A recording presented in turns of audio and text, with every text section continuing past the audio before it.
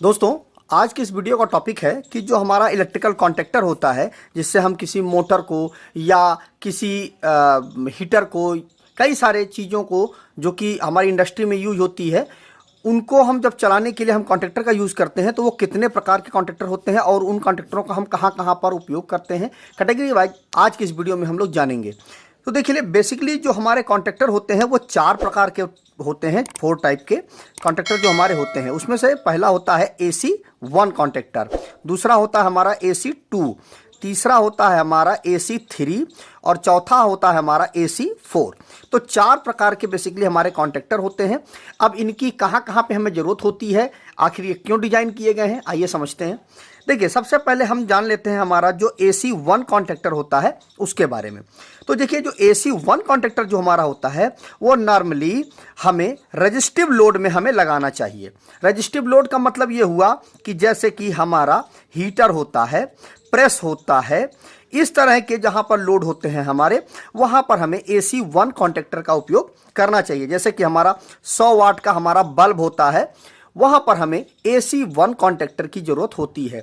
या फिर हम वहां पर भी AC कॉन्टैक्टर का उपयोग कर सकते हैं जहां पर जो हमारा पावर फैक्टर होता है वह 0.95 से लेकर के 1 के बीच में वैरी कर रहा हो, जिसका मतलब अच्छा हो हमारा पावर फैक्टर। क्योंकि जो हमारा हीटर होता है, प्रेस होता है, 100 वाट का हमारा बल्ब होता है, इसका जो पावर फैक्टर होता है वह यूनिटी होता है, एक होता है उसका पावर फैक्टर, इसलिए यहां पर जो लोड होता है बहुत ही स्मूथ होता है। उसी तरह जो हमारा पावर फैक्टर अगर 0.95 से 1 के बीच में है तो यह भी बहुत अच्छा पावर फैक्टर होता है। तो इसीलिए इस जगह पर भी हम AC1 कॉन्टैक्टर का उपयोग कर सकते हैं और इसको वहां पर हमें लगाना चाहिए जहां पर हमें स्मूथ लोड की जरूरत होती है। उसके बाद जो हमारा AC2 कॉन्टैक्टर हमारा आता है, उसको हमें, जैसे कि हमारा जो स्लिप-रिंग मोटर होती है,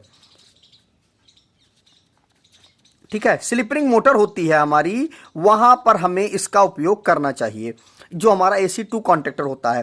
क्योंकि यहां पर क्या होता है कि बहुत ही हाई टार्क की जरूरत होती है, हमें बहुत ही हाई टार्क की जरूरत होती है। जो हमारी स्लिप-रिंग इंडक्शन मोटर होती है ना, उसमें बहुत हाई टार्क की जरूरत होती है, इसीलिए वहां पर हमें AC2 कॉन्टैक्टर की हमें जरूरत होती है, वहां पर AC2 कॉन्टैक्टर हमें लगाना चाहिए।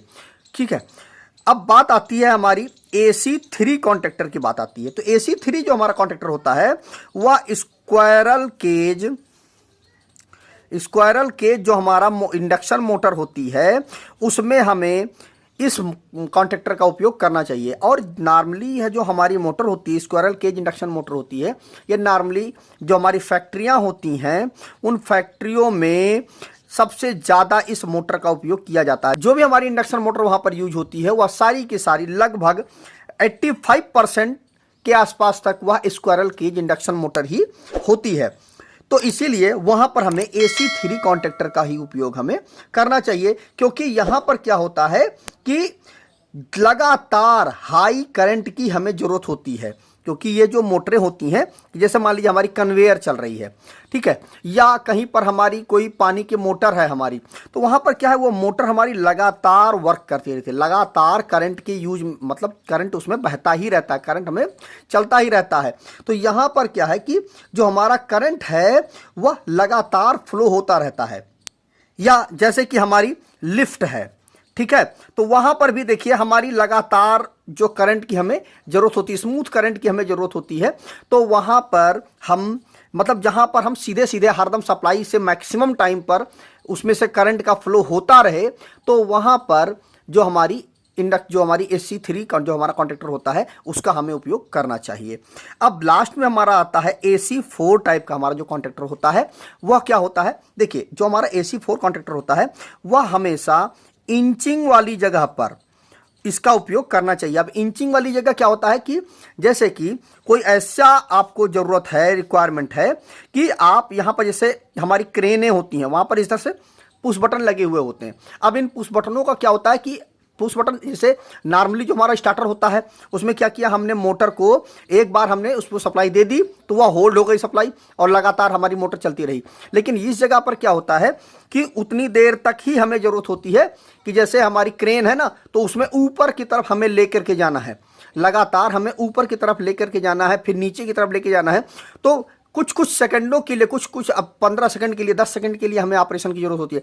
तो वहां पर हमें कॉन्ट्रैक्टर को होल्ड नहीं कराना होता है, इंचिंग में हमें चलाना होता है कि 15 सेकंड के लिए चलाना है, फिर बंद कर देना है, फिर 5 सेकंड के लिए चलाना है, फिर बंद कर देना है। तो इस तरह से धीरे धीरे करके हमें उस चीज़ को नीचे लेके आना है, उसकी क्रेन की जो कुप्पी होती है, और उसे ऊपर लेके जाना होता है। इसलिए वहां पर हमें, जहां पर इंचिंग ऑपरेशन की जरूरत होती है, कुछ कुछ सेकंडों के लिए हमें मोटर को चलाना होता है, वहां पर हमें AC4 टाइप कॉन्ट्रैक्टर की हमें ज़रूरत होती है, और वहीं पर हमें इसको लगाना चाहिए, क्योंकि इसमें जो हमारा कॉन्ट्रैक्टर होता है वह मेक और ब्रेक लगातार होता है, कंटिन्यूसली मेक एंड ब्रेक होता रहता है। इसीलिए वहां पर हमें AC4 कॉन्ट्रैक्टर की जरूरत होती है, क्योंकि कारण क्या होता है कि अगर इतना मल्टीपल ऑपरेशन यदि किसी कॉन्ट्रैक्टर पे होगा तो उसमें क्या होता है कि फ्लैश होने की वजह से वहां कार्बन आ जाएगा और उसकी जो किटें होती हैं वो खराब हो जाएंगी।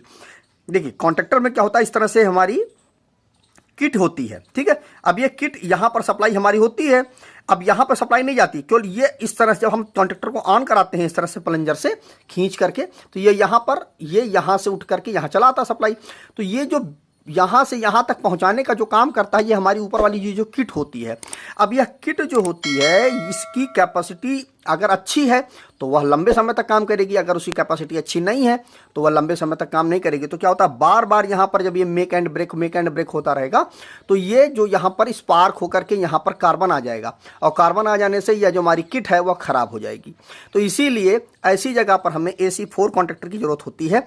जैसे कि हमारे पास एक कॉन्ट्रैक्टर है, देख लीजिए, अगर आपको दिखाई दे, देखिए यहाँ पे लिखा हुआ AC3 कॉन्ट्रैक्टर, ठीक है। देखिए AC3 कॉन्ट्रैक्टर लिखा हुआ, तो AC3 कॉन्ट्रैक्टर हमारा कहाँ पे यूज होगा, नॉर्मली फैक्ट्रियों में हमारे इस कॉन्ट्रैक्टर का उपयोग होता है। इस तरह से आप देखेंगे तो कॉन्ट्रैक्टर के ऊपर स्पष्ट रूप से लिखा रहेगा, तो आप समझ जाएंगे कि आपका ये जो कॉन्ट्रैक्टर है वह किस कैटेगरी का कॉन्ट्रैक्टर है और इस कॉन्ट्रैक्टर को हमें कहाँ पे यूज करना चाहिए। तो जैसे हमारा AC3 कॉन्ट्रैक्टर है, तो यह कॉन्ट्रैक्टर हमें कहाँ पे यूज करना चाहिए, जो हमारी स्क्वायरल केज मोटर है, खास करके हमारी इंडस्ट्री में हमें इस कॉन्ट्रैक्टर का उपयोग करना चाहिए। तो मुझे उम्मीद है कि आपको यह टॉपिक या पूरा कॉन्सेप्ट अच्छी तरह से समझ में आ गया होगा कि हमारा जो कॉन्ट्रैक्टर होता है, जो इलेक्ट्रिकल कॉन्ट्रैक्टर होता है, वह कितने प्रकार का होता है और उसका हमें उपयोग कहाँ कहाँ पर करना चाहिए और कहाँ पर किस कॉन्ट्रैक्टर का उपयोग नहीं करना चाहिए, जिससे कि हमें बेहतर आउटपुट, बेहतर इफिशियंसी के साथ हमें मिल पाए। तो वीडियो अगर अच्छा लगा हो तो वीडियो को शेयर कर दीजिएगा अपने दोस्तों के साथ, जिससे उनको भी कभी अगर इंटरव्यू में इस तरह से कोई क्वेश्चन पूछा जाता है तो वो अच्छे से जवाब दे पाएँ और सेटिस्फाई कर पाएँ।